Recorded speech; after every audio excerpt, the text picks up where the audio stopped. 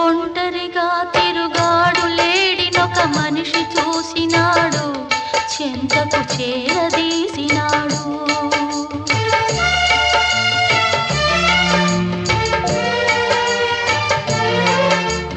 అభమో శుభమో తెలియని లేడి అతనిని నమ్మింది, తన హృదయం పరిచింది.